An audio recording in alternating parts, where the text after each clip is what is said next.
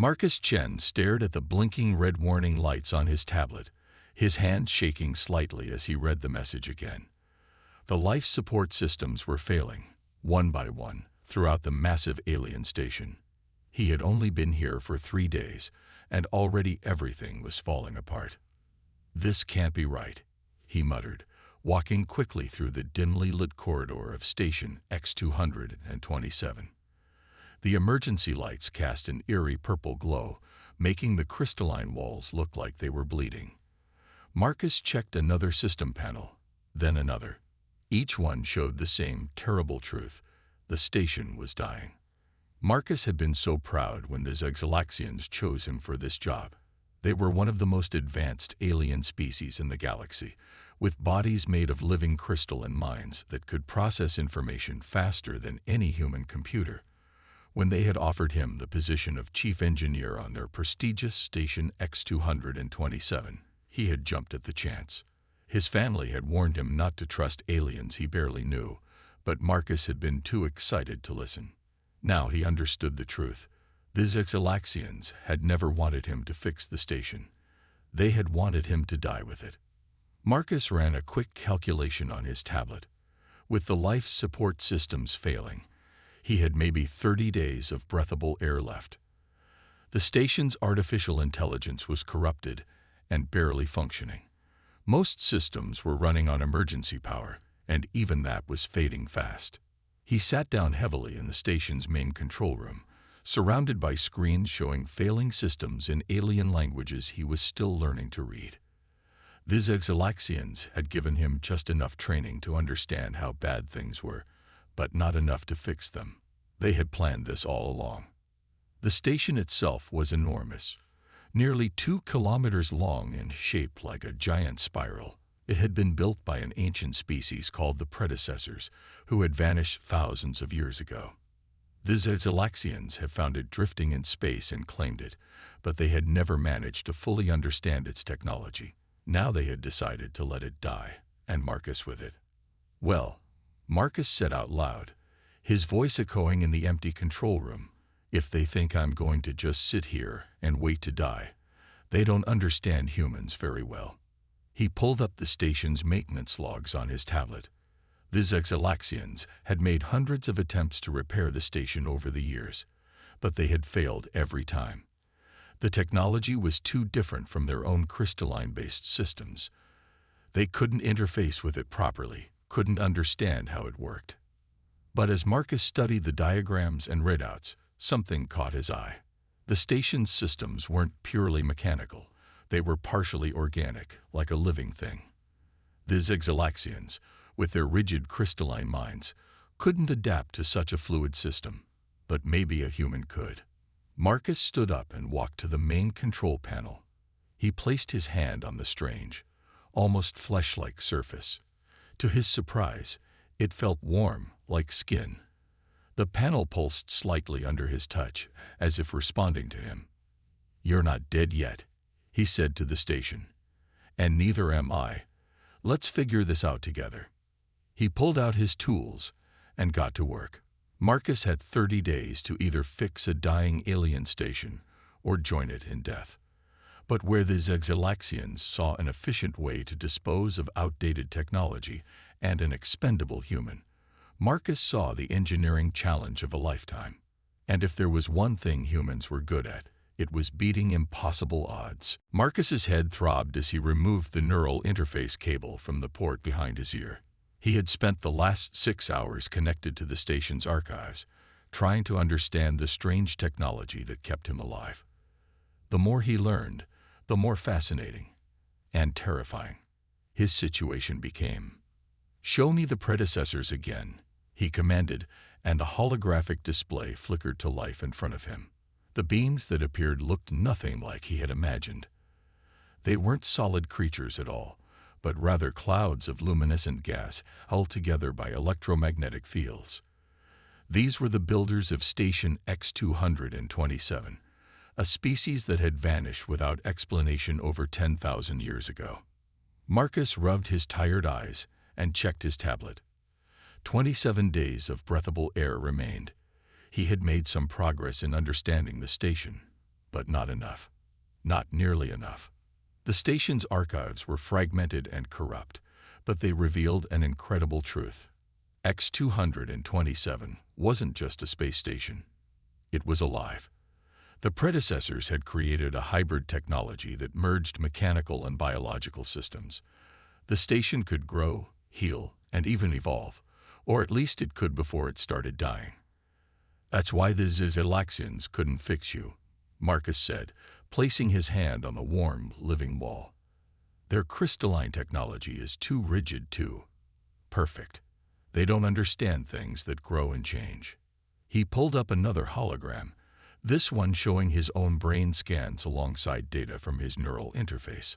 Unlike the Zigzalaxians' crystalline minds, human brains were messy, organic things. They formed new connections constantly, adapted to new situations, and could literally rewire themselves to learn new skills.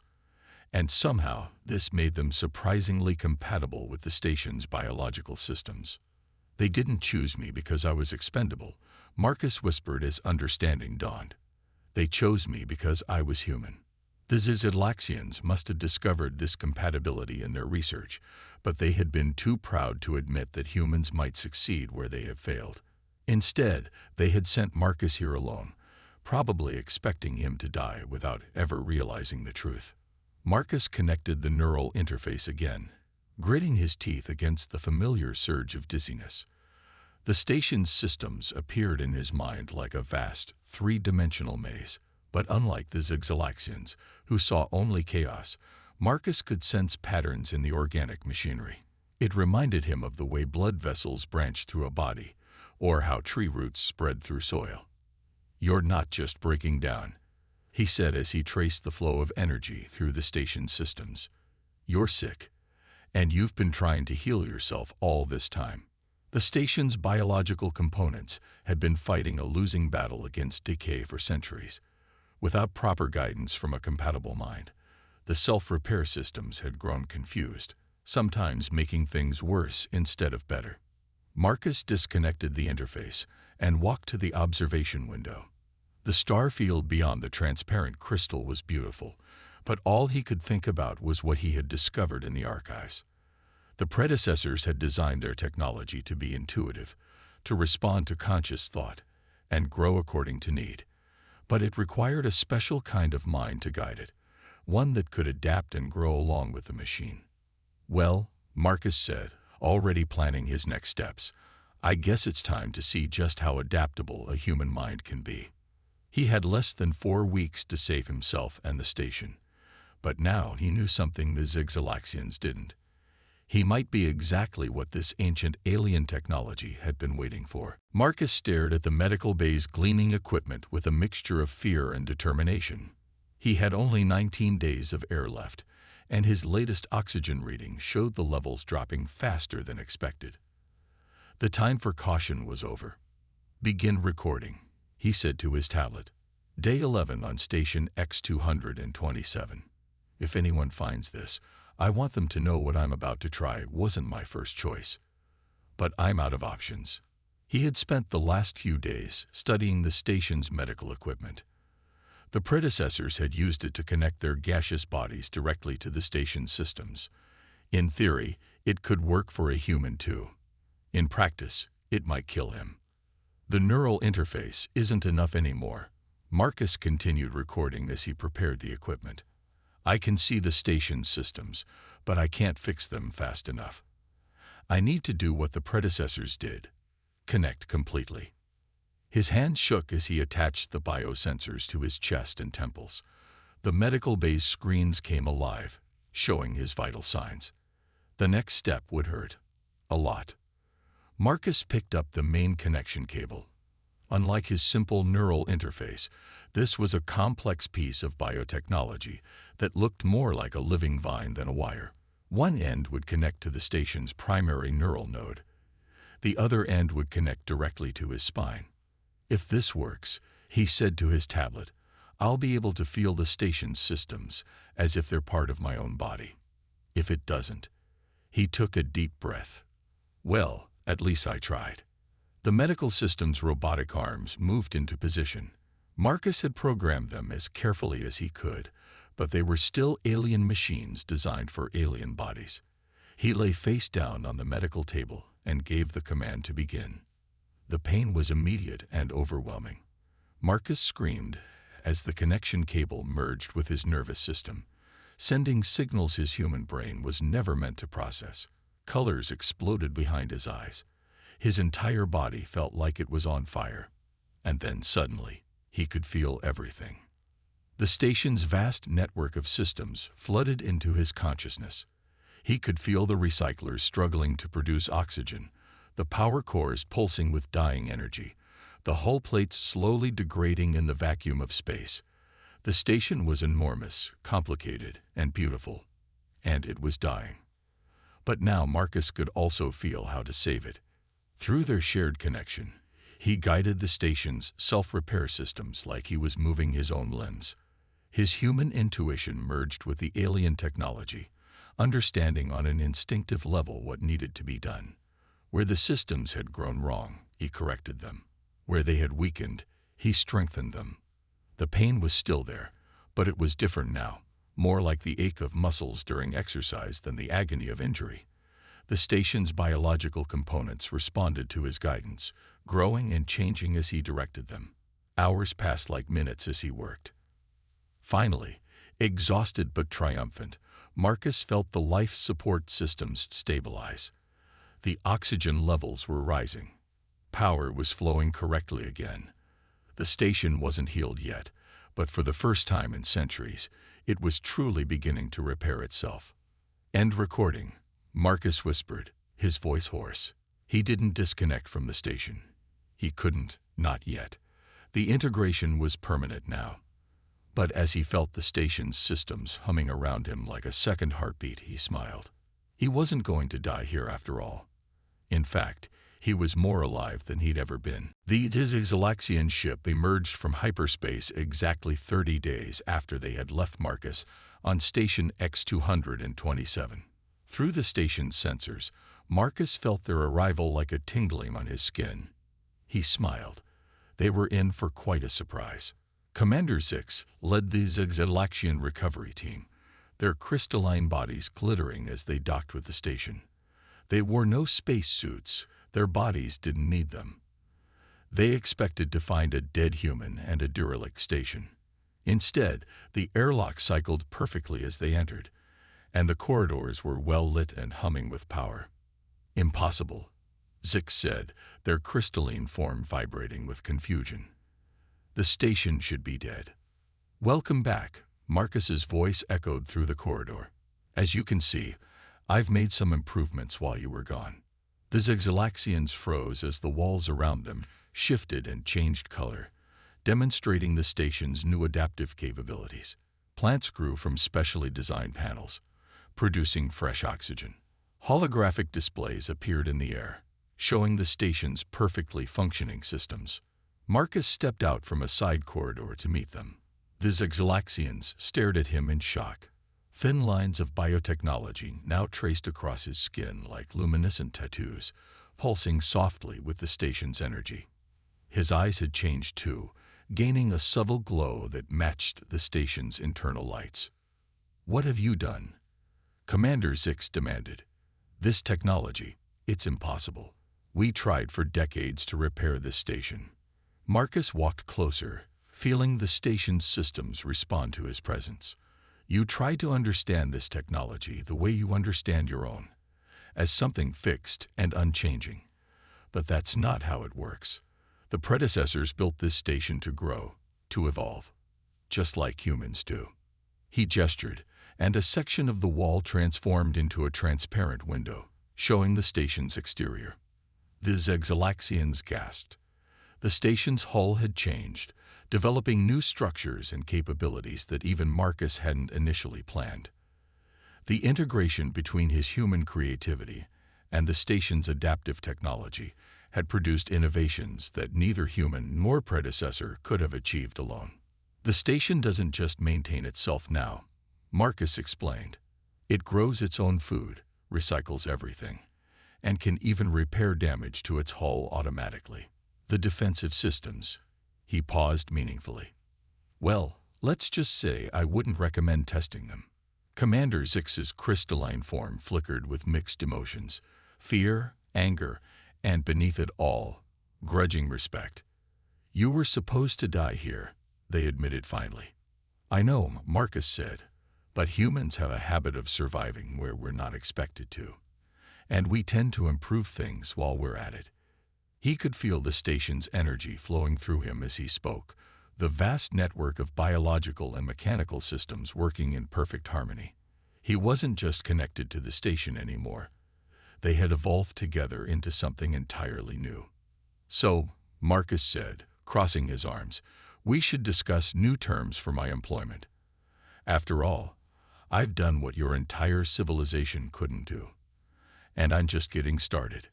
The Zixalaxians huddled together, their crystalline forms chiming in their own language. They had come expecting to collect a dead human and a failed station.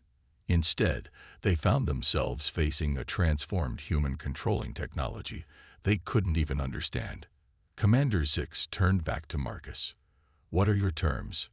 Marcus smiled. The station's lights pulsed gently around them, and deep within its systems, new innovations were already taking shape. Let's talk about the future, he said. I have some ideas I think you're going to find very interesting. 5 years after Marcus Chen's transformation of Station X-227, the huge observation deck was filled with students from across the galaxy. Humans, aliens, and even a few Zixalaxians watched as Marcus demonstrated the station's capabilities. The key, Marcus explained, the biotechnology lines on his skin glowing softly, is understanding that technology doesn't have to be rigid and unchanging. It can grow, adapt, and even learn, just like we do. As he spoke, the station's walls shifted colors, creating a beautiful light display that made the alien students gasp in wonder. A young human woman raised her hand. Is it painful? She asked, pointing to the glowing lines on Marcus's skin. Being connected to the station all the time. Marcus smiled. Not anymore. The first connection was difficult, yes, but humans are amazingly adaptable. Now it feels as natural as breathing. He touched the wall, and a garden sprouted from the panels, filling the air with fresh oxygen and the smell of flowers.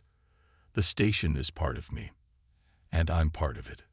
The success of Station X-227 had changed everything.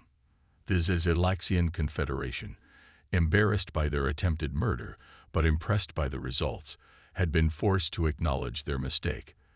They now sent their own scientists to learn from Marcus, their crystal pride finally giving way to curiosity. More importantly, other ancient predecessor stations had been discovered throughout the galaxy, and at each one, humans were now the most valued engineers and technicians. Their unique ability to adapt and connect with the living technology made them essential to recovering the wonders of the past. Today, Marcus continued, leading his students through the station's corridors. We're going to try something new. The station has been growing a new medical bay, designed to help more humans safely connect with predecessor tech. It's not as deep a connection as mine. You won't become part of the station, but it will let you communicate with these amazing systems. The students followed him eagerly. Among them was his younger sister, May, who had called him crazy 5 years ago when he took this job. Now she was one of his most promising students.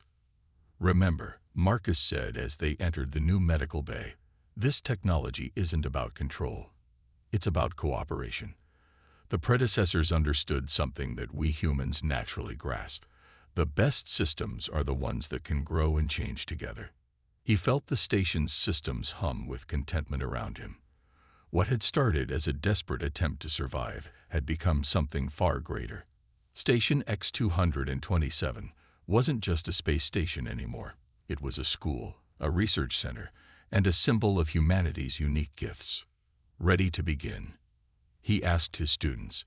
They nodded eagerly, and Marcus began the process of connecting them to small, safe portions of the station's systems. As each student's eyes widened with wonder at their first contact with the living technology, He felt a deep sense of satisfaction. The Zexalaxians had meant to kill him, but instead, they had helped him discover humanity's greatest contribution to the galaxy. Not our strength, not our technology, but our ability to adapt, to connect, to grow alongside others, even if those others were ancient alien machines. Marcus looked out at the star field beyond the station's crystal balls. Somewhere out there, more predecessor stations were waiting to be found. More mysteries were waiting to be solved. And humanity, with its unique gift for adaptation and growth, would be at the forefront of discovering them all. "Welcome," he said to his students, "to the future we'll build together."